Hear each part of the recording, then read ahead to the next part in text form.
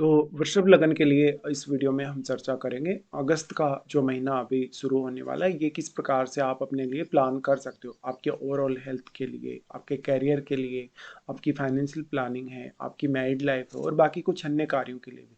तो आपका ये लगन चार्ट जो आप अभी स्क्रीन पे देख पा रहे हैं, कुछ इसी तरीके का आपका लगन चार्ट बनेगा और इसमें जो ग्रहों की प्लेसमेंट भी जो आपको दिखाई जा रही है, वो प्लेसमेंट भी अगस्त के हिसाब से ही है। हालांकि कुछ ग्रहों की प्लेसमेंट में मंथ के मध्य में परिवर्तन हो सकते हैं।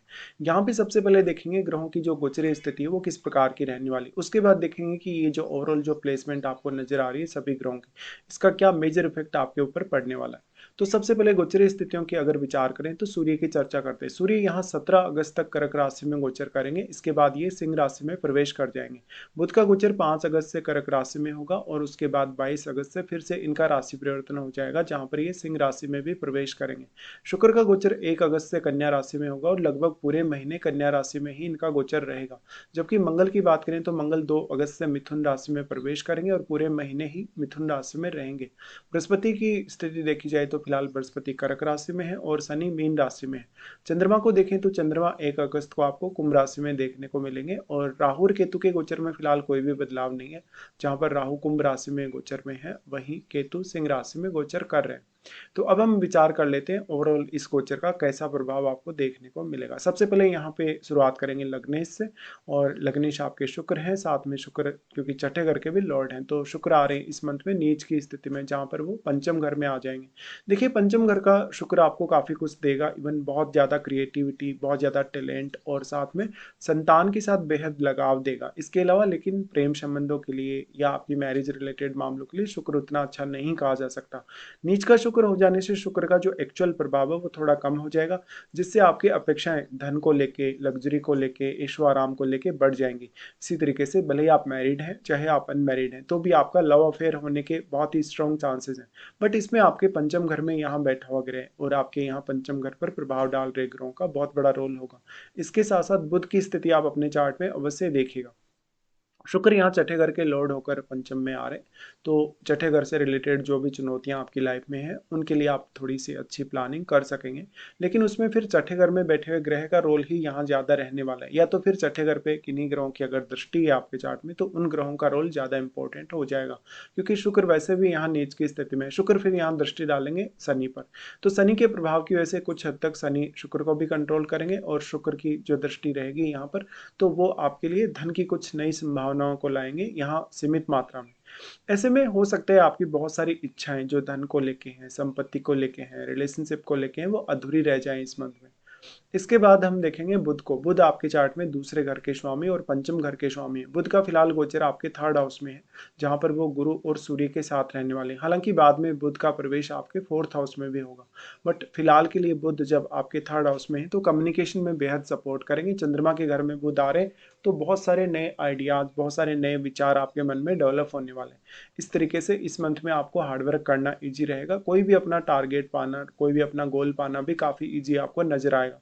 ऐसे में बुध आपकी बहुत सारी प्रॉब्लम्स को सॉल्व करेंगे और बुध क्योंकि दूसरे घर के लॉर्ड होने की वजह से आप अपनी मेहनत की वजह से, आप अपने खुद के हार्डवर्क की वजह से यहाँ पैसा अर्न कर सकते हैं। बुध यहाँ पे पंचमेश होने की वजह से पंचम भाव से भी आपको धन लाभ होने की पूरी संभावना है, क्योंकि लग्नेश भी आपके यहाँ आ रहे हैं। तो मेनली आपका जो फोकस है अपने खुद के प्रयासों पे, अपने खुद के जो आपका टैलेंट है, आपकी जो बुद्धिमत्ता है, आपका जो विवेक है, उस पर होना चाहिए। अब जो बुध यहाँ पे आए तो बुध आपको ट्रेवल करने में भी काफी सपोर्ट करेंगे, और क्योंकि फिर बुध की दृष्टि आ जाती है नवम घर पे, तो नवम घर पे बुध की दृष्टि होने से उच्च शिक्षा के लिए ऐसा बुध बहुत ज्यादा अच्छा माना जाएगा। फिर यहाँ से बुध अपना राशि परिवर्तन करके फोर्थ हाउस में आ जाएंगे, जहां पर बुध के उतने ज्यादा बेहतर परिणाम होंगे नहीं, क्योंकि ऑलरेडी यहाँ केतु का गोचर है। केतु का गोचर होने से यहाँ बुध थोड़े कमजोर हो जाते हैं जब भी ये इंटर करेंगे। तो बुध का जो यहाँ पे एंट्री होगा 22 अगस्त से होगा, और तब आपका जो सेकंड हाउस है, तब आपका जो फिफ्थ हाउस है, उसको लेके आपको ज़्यादा सतर्क होना पड़ेगा, इन भावों विशेष से रिलेटेड कोई आपसे गलत फैसला ना हो। उसके बाद देखते हैं चंद्रमा की स्थिति को। चंद्रमा आपके थर्ड हाउस के लॉर्ड है। चंद्रमा स्टार्टिंग में देखा जाए इस गोचर में तो वो इस मंथ के स्टार्टिंग में रहेंगे 10th हाउस में। 10th हाउस में चंद्रमा रहेंगे तो कैरियर को लेकर थोड़ा बहुत कंफ्यूजन रहेगा। कैरियर के लिए कोई आपको यात्रा करनी पड़ सकती है, साथ ही साथ परिवार से या किसी अदर पर्सन से आप अपनी लाइफ में इस प्रकार का सहयोग चाहते हैं अपने कैरियर में, तो वो आपको मिल नहीं पाएगा। तो थोड़ा सा कैरियर के लिए बेचैनी या कैरियर के लिए थोड़ी सी परेशानी यहाँ आपको नजर आएगी। उसके बाद चंद्रमा यहाँ से अपना राशि परिवर्तन कर लेंगे, आपके 11th हाउस में चले जाएंगे जहाँ पर वो शनि से प्रभावित हुए बिना नहीं रह सकते। ऐसे केस में फिर से थोड़ी सी आपको दुविधा जरूर रहेगी, लेकिन क्योंकि चंद्रमा थर्ड हाउस के लॉर्ड है और थर्ड हाउस में तीन तीन प्लैनेट इस मंथ में गोचर कर रहे हैं, तो कुछ हद तक यहाँ पर कुछ नई संभावनाओं का आप खोज सकते हैं, लेकिन उसके लिए आपको काफ़ी ज़्यादा समय लगेगा। इसी तरीके से अपना फाइनेंशियली कोई बहुत बड़ा फैसला आपको लेना हो, तो उसमें भी आपको बहुत ही ज़्यादा समय लग सकता है। फिर चंद्रमा यहाँ से अपना राशि परिवर्तन करेंगे, लगभग 4 या 5 तारीख के आसपास चंद्रमा की स्थिति आपको 12th हाउस में देखने को मिलेगी। देखिए, ये मंगल के घर का चंद्रमा होगा तो काफ़ी फ्रस्ट्रेट आपको करेगा, जिससे आप फ्रस्ट्रेट होकर कोई गलत फैसला लेने के लिए बाध्य हो सकते हैं। इस समय आपका किसी से बहुत ज़्यादा लगाव हो, किसी से बहुत ज़्यादा इमोशनल कनेक्टिविटी हो, उनके साथ आपके रिलेशंस बिगड़ सकते हैं, अचानक से आपके खर्चे बढ़ सकते हैं, किसी से आपका झगड़ा या कोई विवाद हो सकता है। चंद्रमा फिर आ जाएंगे लगन में। लगन में चंद्रमा लगभग आपको देखने को मिलेंगे 6 या 7 तारीख के आसपास। इस समय बेसिकली चंद्रमा आपकी जीवन को बहुत ज़्यादा बैलेंस में लाएंगे, जहाँ पर आपके रिश्तों को लेके, आपके बिजनेस को लेके, या जिन जिन लोगों के साथ भी आप जुड़े हैं स्पेशली पार्टनरशिप के थ्रू, तो उन लोगों के साथ आपके थोड़े रिलेशन बेहतर होंगे। चंद्रमा की दृष्टि अपने नीच के घर पे पड़ेगी, तो मैरिड लाइफ में चली आ रही जो समस्या है उनके लिए भी आप ज़्यादा बेहतर तरीके से फैसले ले सकते हो। फिर देखते हैं सूर्य को। सूर्य फोर्थ हाउस के लॉर्ड है। स्टार्टिंग में सूर्य का गोचर रहेगा आपके थर्ड हाउस में। देखिए, थर्ड हाउस का सूर्य बेहद ही अच्छा रहेगा आपके लिए, क्योंकि चंद्रमा के घर में सूर्य है, और ऐसा सूर्य आपको बहुत ही अच्छा डेडिकेशन देगा, बहुत ज़्यादा एनर्जी देगा। तो कोई भी हार्ड से हार्ड काम करना, कोई भी कठिन से कठिन निर्णय लेना, या लाइफ में कोई भी बड़ी रिस्क लेना आपके लिए आसान हो जाएगा।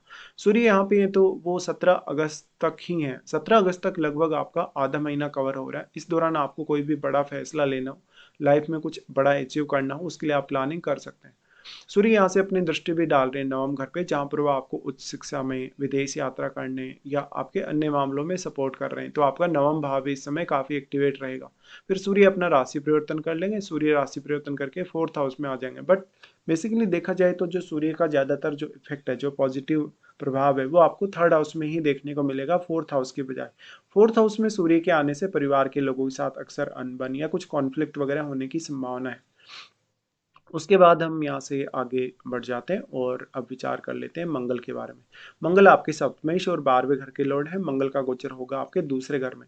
मंगल का दूसरे घर का गोचर आपके लिए बेहद इंपॉर्टेंट है, क्योंकि एक तो वाणी स्थान पे मंगल आ रहे हैं, तो वाणी को लेकर आपको बहुत ज्यादा विशेष सावधानी रखनी होगी कि आपका किसी से झगड़ा नहीं हो, विवाद नहीं हो। फिर फैमिली को लेके मंगल आपको बहुत ज्यादा अपेक्षा बढ़ा देंगे। आपका जो भी अर्निंग है उसको आप कैसे मैनेज करते हैं, संपत्ति वगैरह को आप कैसे मैनेज करते हैं, साथ ही साथ यहाँ पर लोगों के साथ आपका व्यवहार, आपका बोलने का तरीका, विचार करने का तरीका, वो काफी मैटर करेगा। मंगल का यहाँ आना धन और संपत्ति का लाभ करवा सकता है, लेकिन कुछ कॉन्फ्लिक्ट्स के साथ। अब ये कम्युनिकेशन का साइन है बेसिकली, अगर काल पुरुष के हिसाब से देखा जाए तो इस प्रकार का मंगल आपको वाणी के हिसाब से बहुत ही ज्यादा प्रभावशाली और एग्रेसिव बना सकता है। मंगल आपके 12वें घर के लॉर्ड होने की वजह से कुछ आपके खर्चे भी हो सकते हैं, और 7वें घर के स्वामी होने की वजह से जीवन साथी के साथ अक्सर लड़ाई झगड़ा या इस समय कोई विवाद आपका चल सकता है मंगल के यहाँ आने से। तो मंगल से आप कोई बहुत बड़ी अपेक्षा ना रखें। मंगल यहाँ से फिर देखा जाए तो सबसे पहले वो दृष्टि डालते हैं शुक्र पे, जहाँ पर नीच का शुक्र है आपका और मंगल से प्रभावित है, बट शनि से भी प्रभावित है। ऐसे केस में अगर शनि का आपके चार्ट में बहुत स्ट्रांग स्थिति नहीं है मान लो, तो मंगल ही यहाँ ज़्यादा प्रभावित करेंगे शुक्र को। तो फिर आपके प्रेम संबंध बनने के, आपका किसी से कोई अफेयर वगैरह होने के चांसेस बहुत स्ट्रांग होंगे। ये थोड़ा मैरिड लाइफ के लिए निरस्ता ला सकता है, या फिर आप अपने पार्टनर को हो सकता है चीटिंग कर रहे हो उनके साथ। यहाँ पे फिर सप्तम घर में बैठे हुए ग्रह को भी अवश्य विचार करिए। मंगल फिर जो दृष्टि डाल रहे हैं वो आपके अष्टम पे डाल रहे हैं। अष्टम पे मंगल की जो दृष्टि पड़ रही है वो अपने मित्र बृहस्पति के ही घर पे पड़ रही है, जहाँ मंगल आपको बहुत ही ज्यादा फेवर करेंगे। तो ऐसे में उच्च ज्ञान, उच्च शिक्षा के लिए, या आपको रिसर्च के लिए, या किसी भी अन्य इस प्रकार के मामले जो अष्टम भाव से डायरेक्टली इनडायरेक्टली जुड़े हैं, उनके लिए मंगल आपको सबसे ज्यादा सपोर्टिव नजर आएंगे। फिर मंगल का दृष्टि आ जाता है नवम घर पे। नवम घर पे मंगल का दृष्टि आपके भाग्य को कहीं ना कहीं प्रबल बनाएगा, और मंगल का ये अपना उच्च का घर है, तो यहाँ पर मंगल आपको बेहद सपोर्ट करेंगे, आपको विदेश यात्रा करने, हायर स्टडीज के लिए और कुछ अन्य मामलों के लिए भी। तो आपका भाग्य स्थान मंगल की दृष्टि की वजह से काफी ज्यादा एक्टिवेट रहेगा। फिर हम यहाँ से देखें तो आगे बढ़ जाते हैं और उसके बाद गुरु के बारे में विचार करते हैं। गुरु फिलहाल उच्च की स्थिति में चल रहे हैं और आपके अष्टमेश और आपके 11वें घर के लॉर्ड हैं। गुरु की स्थिति थर्ड हाउस में बनी हुई है, जहाँ पर वो बुध और सूर्य के साथ रहने वाले।